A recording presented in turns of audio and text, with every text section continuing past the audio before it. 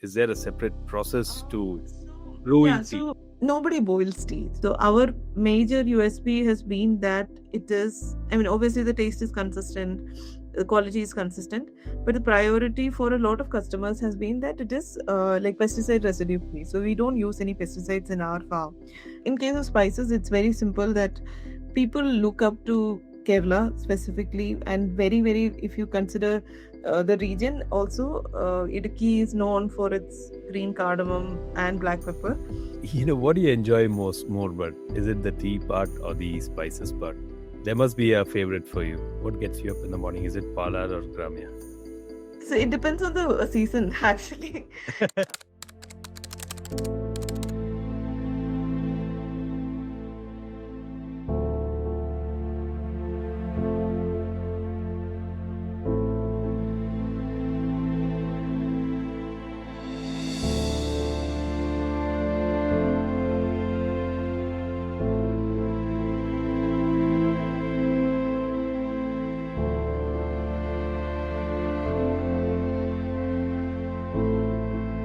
Hello and welcome to a new episode of Staying Rooted with Casey.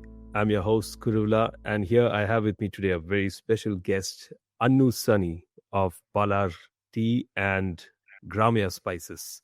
Annu, welcome to the show. Thank you so much, Kuruvilla. Without further ado, let's get started. Tell us your story, because how did you get started in this after college? Like, my primary interest has always been into creating livelihood opportunities, and I feel like that is the problem that needs to be sorted out, because I see a lot of cash flow issues even in the spice growing areas, which is really, it's supposed to be like one of the richest areas, but in case of farmers, there's a major cash flow issue, and that's what we are trying to deal with. In fact, Anu, when you talk about tea, right? I mean, it's again an unconventional approach and unconventional route for a lot of entrepreneurs to take in the state. Can you take us through the journey of your parents of setting up a private tea plantation in a state that's got so many tea companies in there? So Palar Tea started with it was because of a natural calamity in 1989, I think. So there was a cyclone which was it affected everybody across Idukki, and it was primarily a pepper growing area at that point. And what my father, and obviously with the support of my grandfather, then so their idea was to figure out a particular crop that is wind resistant, which works for our plant, and that was tea. It takes a very long time to start yielding, right? So it takes like 5 years sometimes, and sometimes it's like 7 years. And by the time it was ready to yield, the price of tea had gone down quite a bit, but majorly because the Indian tea, I mean, quality of Indian tea was coming down, and there was huge demand internationally for the product, but not for the quality. So in 2014, the rules changed, the policies changed. There has been like some kind of push from the government as well through the Tea Board of India to set up mini tea factories to make specialty teas, and also to, let's say, like improve the quality of Indian tea. So that is where the story of Palar Tea begins. By 2018, I mean, the struggle has been quite a bit, because tea industry is known to be one of the industries which is it is a loss making industry. Like, a lot of people are Oh, really? facing that issue. Like, a lot of bigger Okay. factories would tell you like huge numbers in loss. Then there is something called the Kerala Financial Corporation, which is actually supported by the state government, and they are the ones who said that, okay, let's give it a try. They actually trusted my father. So this is exactly what they told him also. It is not because of the industry, like it is mostly because of his confidence in what he wanted to do. Is it easy for someone to enter the tea business today and do everything that you guys have done, considering that so much has changed in the world and around us? Is it easy for a youngster to get into the tea business today? So right now, it's definitely much easier than when my parents started. At our scale, it is easier to make it profitable. At a bigger scale, it needs a lot of. I really don't know any of the factories which are profit making. So, but if you get into tea manufacturing, the minimum requirement would be that you should have your own raw material. That is where you will be able to really make good quality tea. And there is a demand for good quality of any food product for that matter. Right now, the demand is definitely increasing. In cases, particularly with tea, it takes a lot of patience. It's like slightly, because I also run a spices business. I can very, very clearly see the difference. I see that the spices business is much easier. It's easier to like draw margins. It's much easier to make it profitable faster. But in case of tea, you really need a lot of patience. And it's almost 10 years since we started like setting up the factory right now. And like I have been involved from 2018. So that's another like quite some time to like invest in tea and still like get it to a break even. So right now we are at break even, but it would take some time, and you should have that patience and time. So this is one industry where I've seen that everybody is confident about their product, and they're like they know it's very different. So any single factory, it is going to be the tea is going to be different. Multiple factors, your raw material is different, location is different.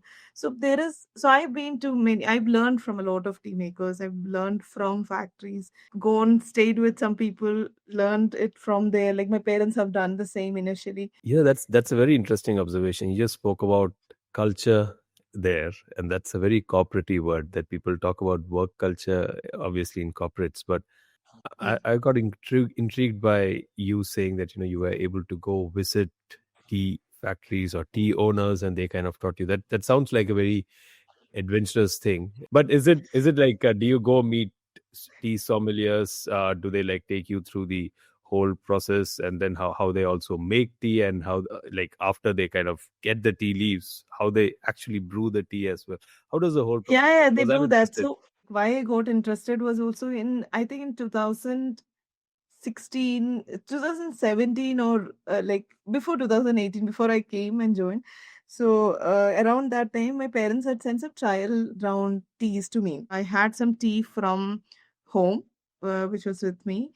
And at that point, I was not even introduced to orthodox teas. So my parents knew what it was because they attended the training, all that. So orthodox teas is what we make right now. It is leaf teas, and usually what I had seen in the market is all your CTC teas, your dust teas, what you call as granules and things like that.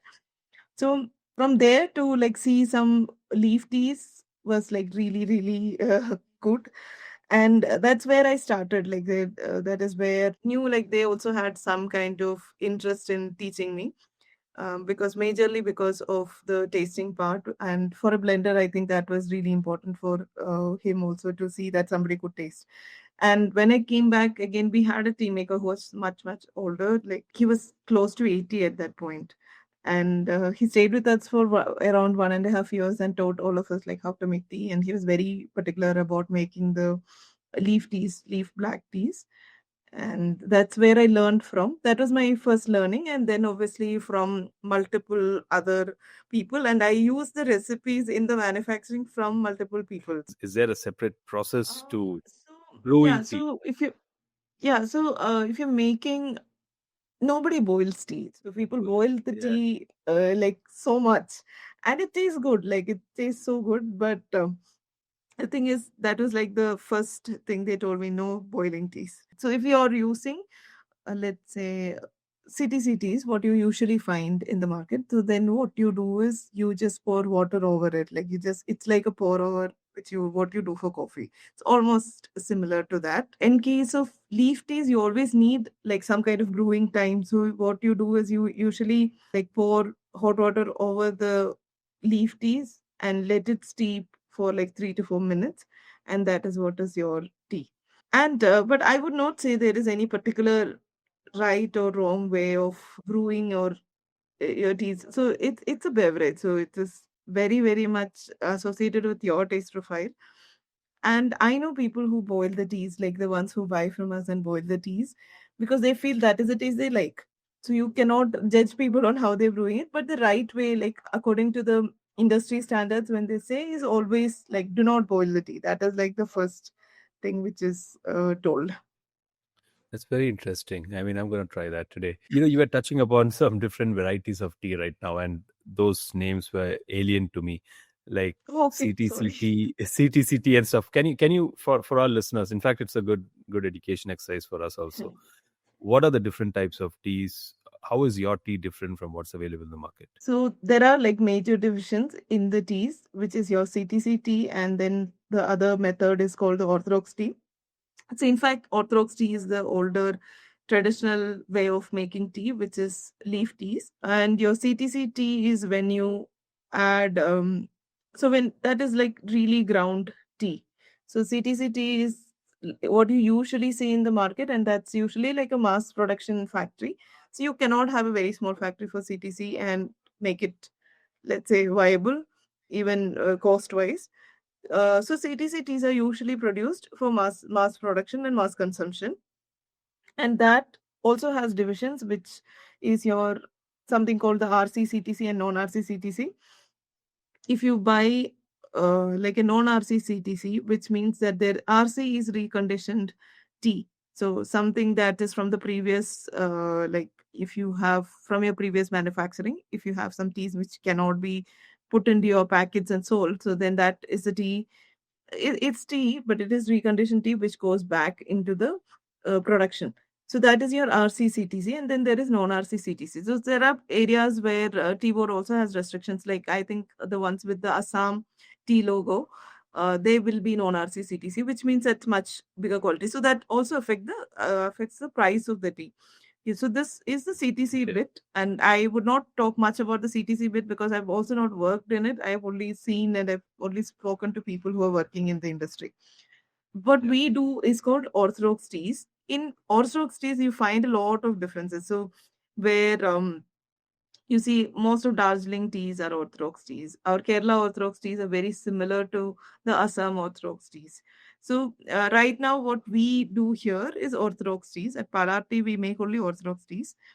And since we are a small factory, like the Orthodox factories also has bottle factory and non-bottle factory. So you have two kinds of factories there, which is basically you buy the raw leaf from like other farmers or like other planters. So that is a bottle factory. And then you also have the non-bottle factory. So we come under that very, very small category of non-bottle factories, which also means that you have full control over what is your quality of raw material, what is the quality of even your soil, and things like that. So basically, in case of orthodox, how you create that difference is one is your consistent taste when you're doing it from one particular location. When your leaf is going to be from the same land always, that makes a lot of difference in the taste. And I mean, definitely there are going to be seasonal variations in the kind of flavor profiles of the teas, but in orthodox factories, when you see the major division is bottle factory and non-bottle factory, and then in these factors you can also have an organic, non-organic. So if I would define Palar tea, it is a single garden tea. So I would not even say single estate because we're really small. Mm. So we have only a stretch of around 20 to 25 acres. It's somewhere between that. That is the land area that we are currently dealing with in tea.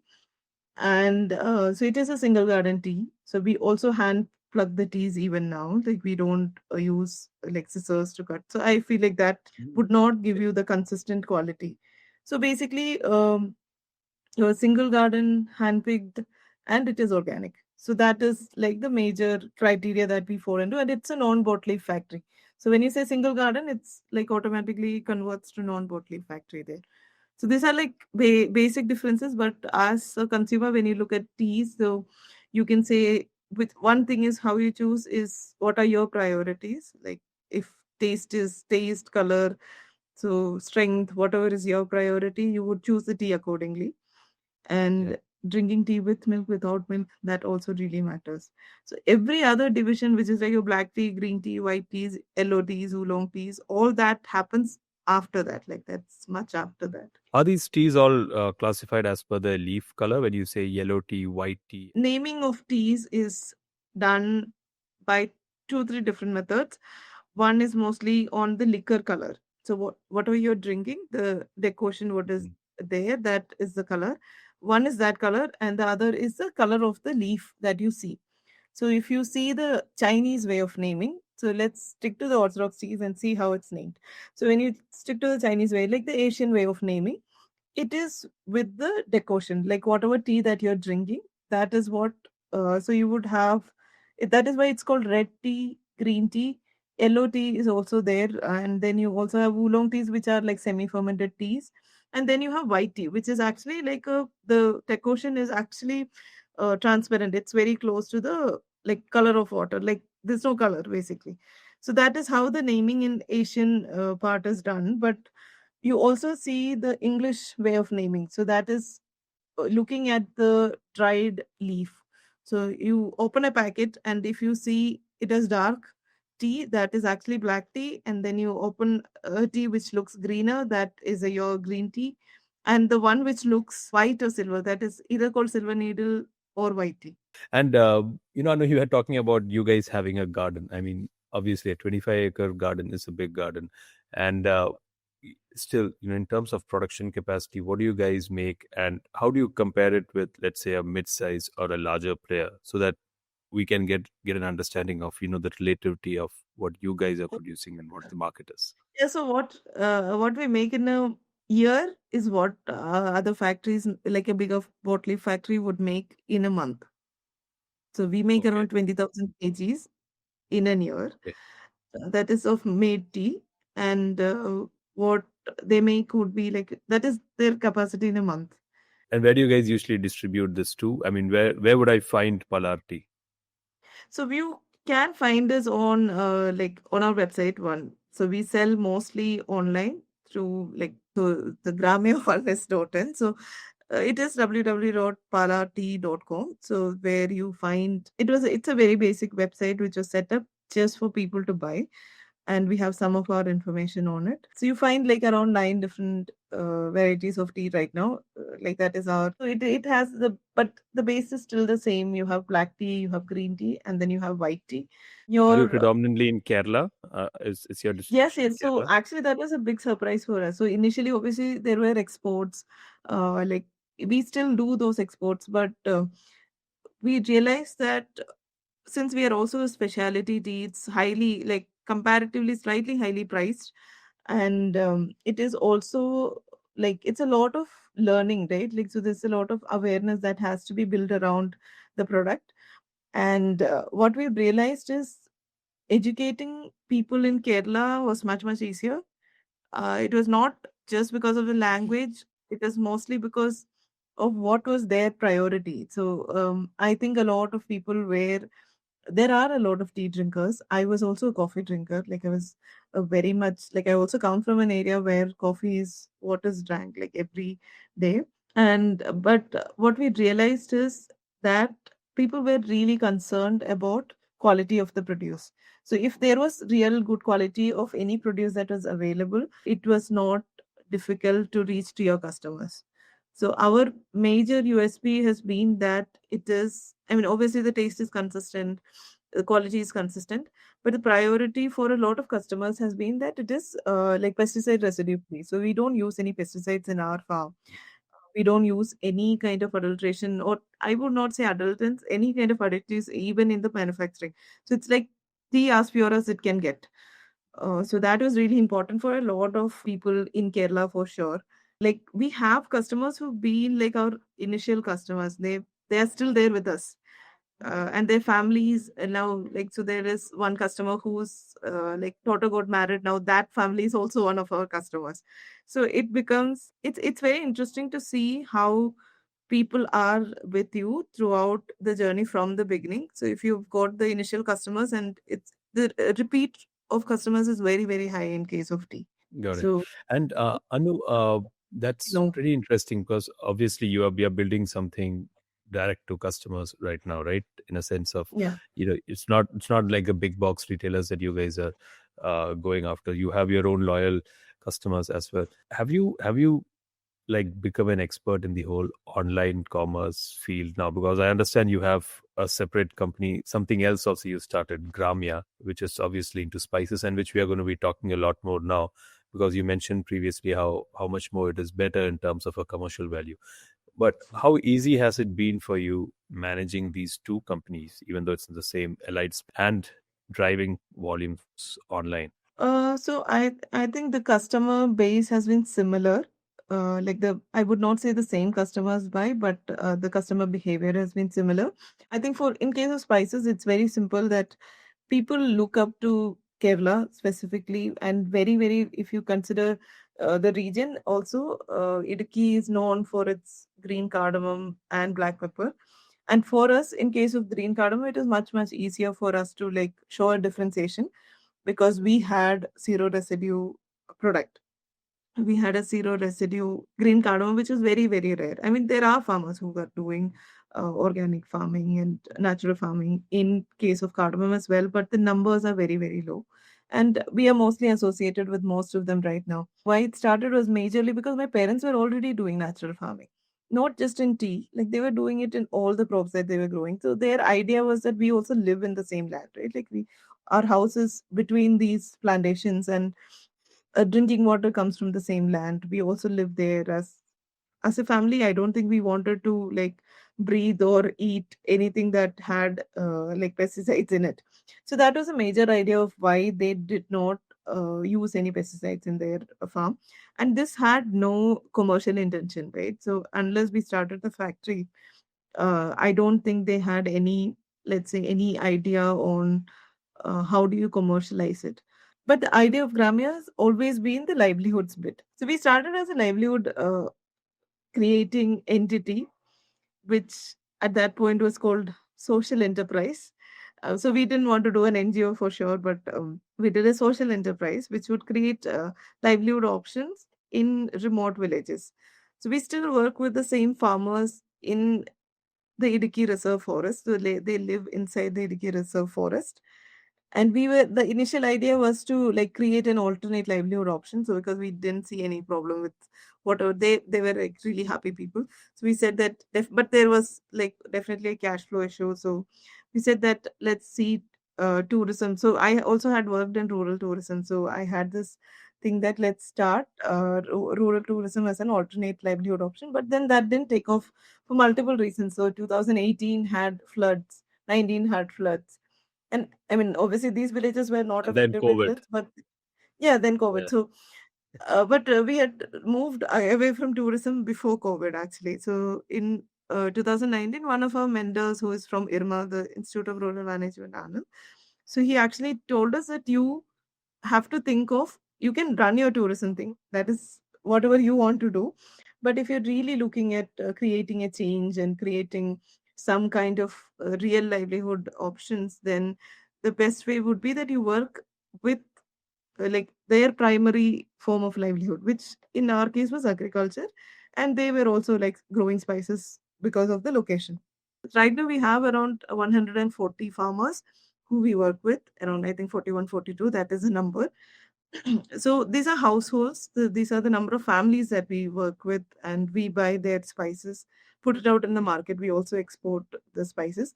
And why I told you that this has been much easier was also maybe because there was also an ecosystem support. The kind of capital that was needed was much lesser initially for Graamya. Graamya could run without much capital. You could just rent out a space and like start working on Graamya. And it's a very So all that, scrutinized sector in Kerala, right? Spices is very yeah. scrutinized because people use it in their day to day. It's used across the country also, and then like certain spices like black pepper is used quite a bit in Europe. If you really ask me, the major at the ground level, what the major issues that we face is, one thing is you grow organically.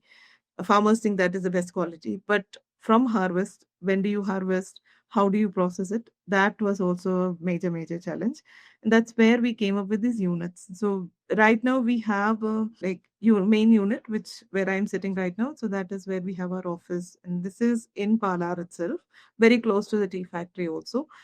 And we also, the idea of Grammy is also to set up like microprocessing units to like maybe for 200 to 200 families around, so they can use one microprocessing unit to get the processing done. So we are setting it up now, the first one. It's halfway through. It would be like simpler units. Majorly people face issues in case of drying. So drying is a major post harvest processing of a lot of spices. The primary processing is that. So we are trying to see if the primary processing can be done in microprocessing units. So that is the idea. Got it. behind And Graamya right now. what do you enjoy more, but is it the tea part or the spices part? There must be a favorite for you. What gets you up in the morning? Is it Palar or Gramya? So it depends on the season, actually. No, But no, right now, I mean, so Palar. usually early mornings are because you want to go into the tea plantation and see like what's happening in the factory and like who is working, allowed the work and come back. Then it's mostly Gramya, like because I also like now started looking at the marketing part and sales and marketing of Gramya. And so that's roughly the day. So you look at tea first and then Gramya, because I think Gramya also has a co-founder which is like very very very helpful always.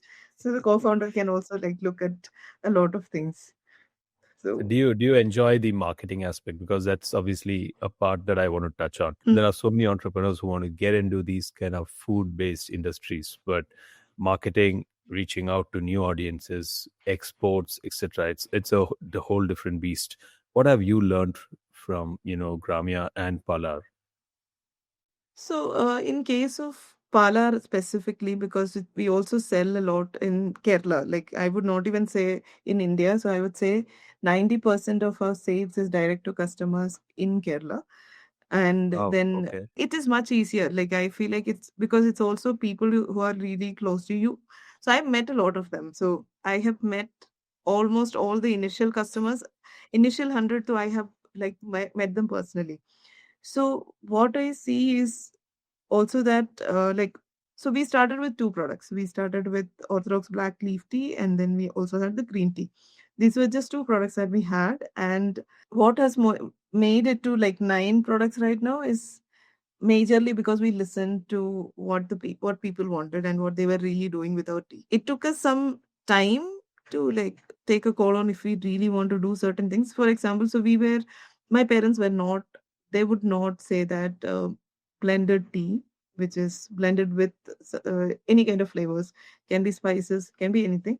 They were not very pro doing blended teas, but you could see like people actually asking for it. So there were times when they're like, do you have ginger tea? Do you have cardamom tea? You also grow cardamom. Do you have cardamom tea? Like that. So we ended up doing that. So we ended up responding to it. First started with, you only have teas for black teas. Do you have something to do with milk tea? So we actually consulted somebody who is some friend only, like who has been in the tea industry for quite some time. And then he gave us some really interesting insights on how you can make milk teas. Once we introduced that, then there was demand for like spiced teas, like any spice flavored teas. So we started with Mm. cardamom tea and masala tea. Yeah, so it is mostly basically listening to what people want, and then we end up making it if it is viable and if it's worth it, kind of. So we didn't want to anyway do any artificial flavors and things like that. So actually some part of Gramya is now, when you see in like our website of Gramya, which is gramya.in, gramya.in, so where we actually see a lot of products which is beyond what otherwise it would have been. Like there is ginger added, it is local ginger that we work on. So this happened because of the tea part. We were searching for a particular ginger that would fit, like that will actually give you a good flavor for ginger tea and masala tea. And then we also tried with multiple gingers across, so even from the lower ranges of Idiki, both the entities have evolved by like it's always connected to each other to some extent.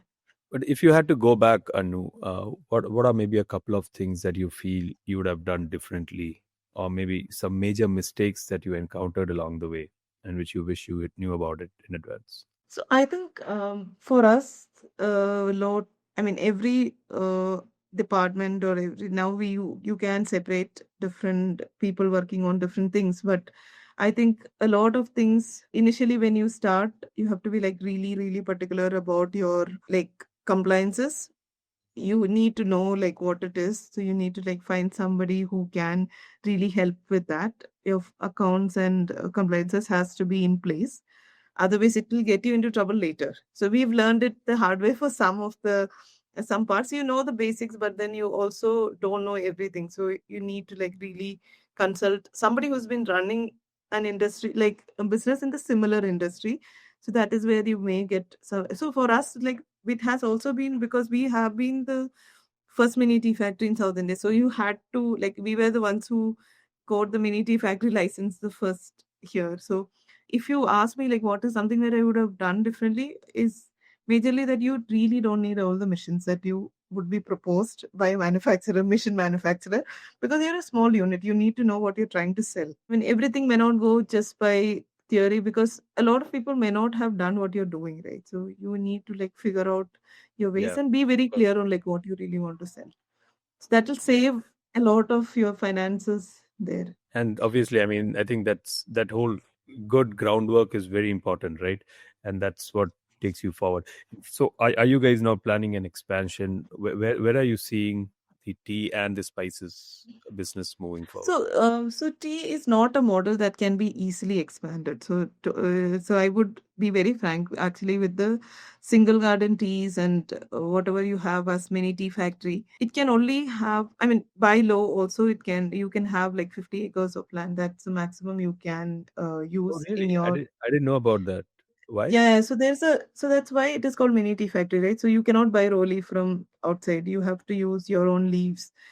You also have to have only certain amount of land. So you can have, I think it's 100 acre is the upper limit. So you can have 100 acres of land, 1,000 kgs of tea in a day. So which means 30,000 kgs you can make, no, 1,000 kgs of raw leaf. So which means like 200 into around 6,000, 5,000 to 6,000 But kgs of. but what if you want to expand beyond that? Is that possible by getting a separate license, or Yeah, are yeah. you So saying that that? is definitely, Okay, yeah. So that all is right. definitely possible, but then it does not become a mini tea factory. It What is the benefit is of your that? What is the uh, benefit for you if it's a mini tea factory? your unit economics is going to be like very different when you do a bigger factory. Your compliances are going to be very different. The product that you would make will also be a mass produced product. Fine, but That there is is, is there any governmental controls that I need to be worried about if it's a bigger plot? yeah. So the tea industry has a lot of controls from the tea board, and there's also rules on, for example, you will have tea waste, right? Like you will have the Yeah, fibers and other things of the tea, because it's definitely from a plant. And so there are rules on disposing it. There are rules on, like, if you want to sell it, then what do you do about it? If you want to use got it, it. use some part of it as an asset. So the rules are much much more. And then you also get a factory license that needs to be renewed, so over a period of time. For a mini tea factory, it is like a lifetime license. So you get the license and that is it. And rest Yes, is so you can that really work sounds on your product. Yeah. got it. So that sounds like something you can start off with the mini tea factory license, Yeah. and then kind of get through the industry. And it's also like a cottage industry that can Yeah, stay it, within the it is slightly like it applies, all the other compliances apply beyond the Tea Board of India. Tea Board also has its own basic things that you need to work on. But like other things, which when it becomes, and it is considered as an industry, but it may not be a very big industry. So when you are considering it as a basic industry, all those rules will apply to you in any case. But when it's a bigger factory, everything is different. So your management is different. Your it would be very much hierarchical. This is something that you can manage with a very small team also. Anu, what has been your biggest learning as an entrepreneur in the spice and tea industries, right? How have you grown over the years? So I think I've been able to, like, not do everything. So basically, initially it would always be that you do everything, you feel like you have to do everything. But now, like, I think like I can trust the team. Like I always do that. I also are is more comfortable leaving things, like leaving some work with the team and like not being too bothered about it. First, hiring, obviously hiring is very very important, like who you hire. But then once they are in place, once they are trained, once they know what you're trying to do, and they are in sync with what you really want to do as an enterprise, then you can let go certain things. So I don't get into the daily operations right now. That itself is like a biggest like change for me. So for the past around 1 year, I have not been doing operations. So Anu, great conversation. Thank you for joining us. Just before we leave, is there any message you want to give to budding entrepreneurs, people who want to explore the, I don't know, the planter's life in Kerala? What do you have for them? I think they have a lot of bandwidth. I feel like all the like people who are maybe my age or younger than me also, they if you have like some kind of assets in Kerala already, and your parents are planters or you are also part of the whole business, then you have a lot of freedom. You also have a lot of like backup, so you can do it, and if you really want to do it, you should just go ahead and start, and then you will figure out things on the way, is what I think. And I've seen a lot of people doing that as well, and it has really worked for them also. And what if we are not someone from a planter background and we don't have any land? Still, would you advocate for people to enter the space? So then you definitely have to have a like a it depends on what you really want to do also. It is important that you have some kind of, you work for some time, have some kind of experience, and then you start something of your own. So so major difference I feel is somebody whose family has been into agriculture. So I feel like they're already involved. So especially if you're involved a bit as you're a child, or like other ways also, if you're involved, then you still have like some idea. It's better you work for some time in the same industry, and then so any business I feel that is very, I've seen people with some kind of experience which is helped quite a bit. Yeah. Got it. That sounds interesting. All right. Thank you so much, Anu, for joining Staying Rooted. I really appreciate the fact that you've been quite honest and transparent with us, and how you've kind of grown this brand, how the brand is growing, how the fact that it's a small family establishment as compared to the larger tea companies, but still there is a vision and dream that you guys are pursuing out there. And also best of luck for the whole Graamya, the growth of Graamya and taking it to the next stage. Thank you so much for Thank you. joining us. Thank you so much.